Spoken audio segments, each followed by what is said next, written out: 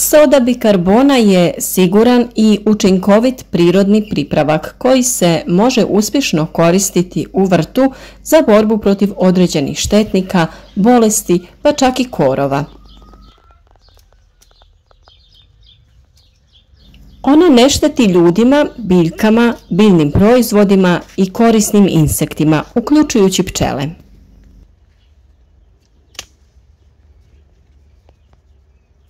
U današnjem videu doznajte koja je upotreba sode bikarbone u vrtu, kako da sami pripremite učinkovite pripravke na temelju sode i kako da ju koristite.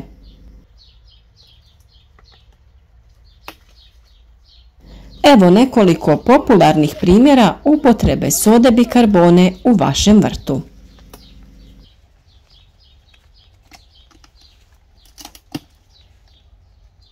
A ukoliko već niste, nemojte zaboraviti zapratiti naš kanal i time podržati naš rad. A ispod videa naravno pišite nam u komentarima u kakvom je sada stanju vaše povrće, kako podnosi sušu, da li ste spasili povrće od bolesti, te da li su savjeti koje smo davali sve od proljeća dali neke dobre rezultate. A već smo i u dosadašnjim videima spominjali sodu i njeno djelovanje u određenim situacijama. U ovom videu ćemo objediniti sve primjene sode u uzgoju voća i povrća. Kao prvo, otopina sode bikarbone primjenjiva je za suzbijanje štetočina. Učinkovita je protiv lisnih ušiju, grinja i bijelih muha. Lisne uši kao biljojedi insekti hrane se sisanjem biljaka poput povrća, voća i ukrasnog bilja. Lako ih je prepoznati jer se uvijek nalaze u kolonijama. Ti insekti, ovisno o vrsti, mogu imati crnu, zelenu, žutu ili narančastu boju.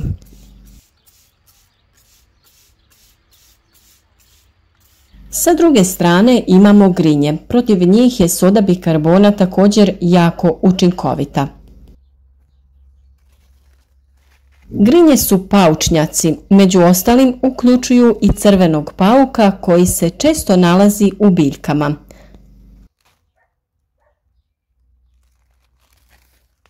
Bijelokrile mušice napadaju usjeve na otvorenom ili zatvorenom prostoru.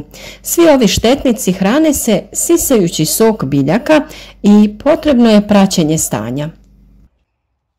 Prskanje soda bikarbonom protiv štetnika provodi se ručnom prskalicom ili na većim površinama leđnom prskalicom. Također možete brisati lišće sobnih biljaka otopinama sode. Tretmane u svakom slučaju treba ponoviti nekoliko puta u razmacima od 3 do 4 dana. Postupak pripreme otopine od sode bikarbone protiv štetnika je sljedeći. Dodajete 5 grama sode bikarbone u 1 litru tople vode. Sa tom otopinom potrebno je pošpricati zaražene biljke. Za bolji učinak i zadržavanje na biljkama dodajete pola kašičice ulja za kuhanje, pomiješate otopinu i protresete. A također možete dodati nekoliko kašičica tečnog sapuna ili sredstva za pranje suđa, kako bi se bolje raspršilo i zadržalo na biljkama.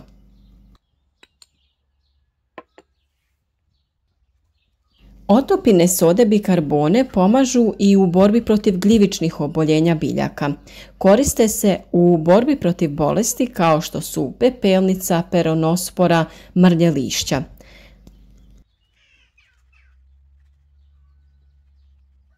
Izrada otopine sode bikarbone za borbu protiv biljnih bolesti je sljedeća.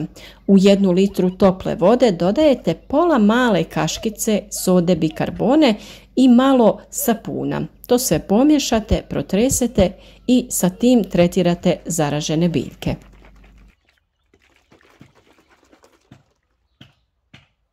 Prvi znak djelovanja pripravka na bazi sode bikarbone protiv gljivičnog oboljenja jeste potamnjivanje prethodno svjetlog lista. To se može primijetiti već drugi dan nakon prskanja. Prskanje protiv gljivičnih bolesti provodi se prskalicama kao u slučaju prskanja protiv štetnika i također se ponavlja nekoliko puta radi boljeg djelovanja.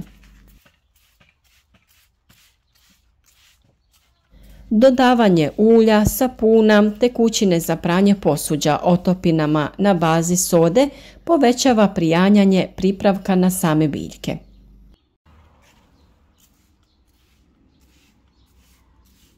Prskanje sodom protiv štetnika, gljivičnih bolesti i protiv korova može se ponoviti nekoliko puta. Prirodni pripravci poput sode bikarbone ne djeluju brzo kao kemikalije, manje su invazivni, pa je preporučljivo koristiti sredstvo nekoliko puta ako je potrebno. A kada se radi o vremenu prskanja, najbolje je prskati u ranim večernjim satima jer je to vrijeme kada se smanjuje sunčeva svjetlost, snižava temperatura zraka i vjetar često prestaje.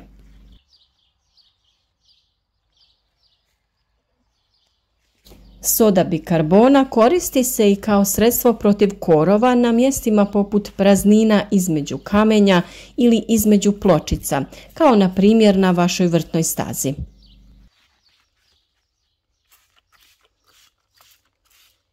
Sredstvo za prskanje u tom slučaju pripremate tako što ćete u litru vode dodati 10 do 15 grama sode. Tretmani sa sodom u ovoj koncentraciji oštećuju biljke, tako da treba paziti da ne oštetite i povrće. Često se desi da ljudi pretjeraju sa dodavanjem sode pa oštete ostale biljke. Sa primjenom sode stvarno trebate biti oprezni. Kada pripremite sredstvo za biljke, možete ga isprobati na donjem listu jedne biljke, pa pričekate do sutra da vidite nema li posljedica. Tek kada se uvjerite, tretirajte i ostale biljke.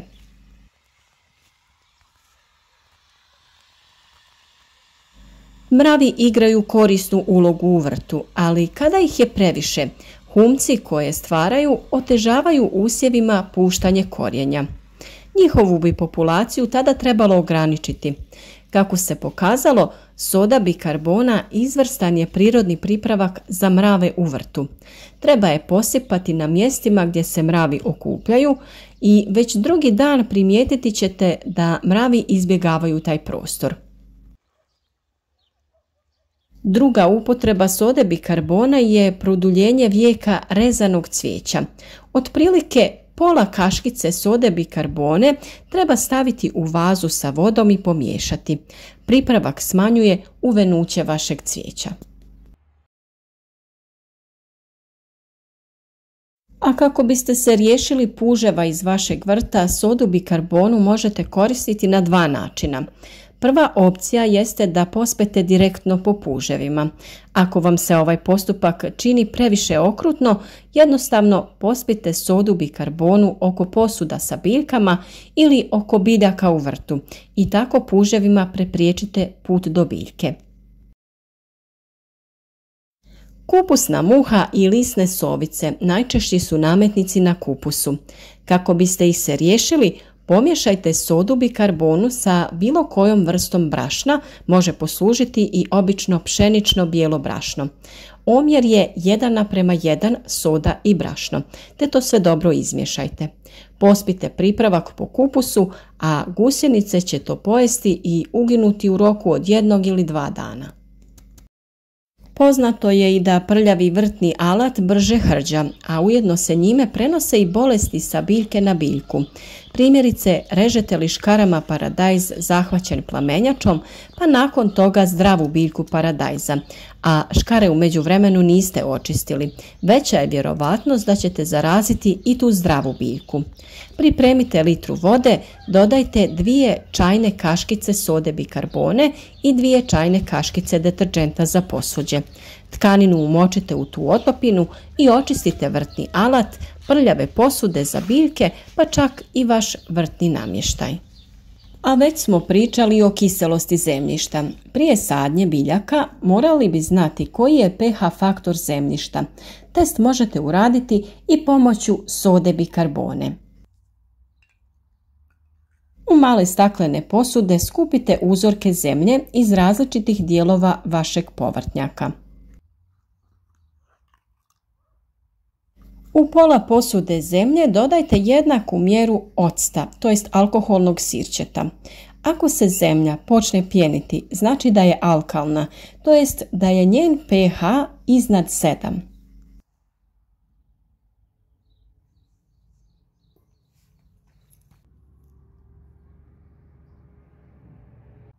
Ukoliko tu izostane reakcija, napravite drugi test.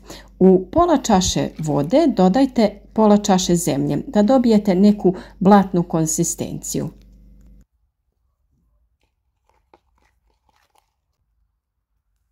U pola čaše sode bikarbone dodajte isto toliko ove otopine koje ste izmiješali sa zemljom i vodom te čekajte reakciju. Sve to dobro izmiješajte i ukoliko se zemlja krene pjeniti, znači da je tlo kiselo, to jest da je njen pH ispod 7. S obzirom na to da je soda bikarbona prirodno sredstvo, njezin učinak na razne nametnike i bolesti obično je blaži i sporiji od učinka hemijskih pesticida i fungicida. Iz tog ćete razloga prskanje morati obavljati češće, no želite li ekološki uzgojeno povrće, trud će se višestruko isplatiti. O sodi bikarboni i njenoj upotrebi u vrtu imate još videa na našem kanalu, te o temi testiranja pH vrijednosti zemljišta. Ukoliko već niste, zapratite naš kanal i pogledajte mnogobrojne video savjete koje sa mnogo pažnje za vas svakodnevno pripremamo. A vama hvala na svoj podršci, svakom komentaru i izdvojenom vremenu. Nadamo se da ste prateći naše savjete od početka sezone uspjeli uzgojiti zdrave biljke koje su vas nagradile sa obiljem plodova.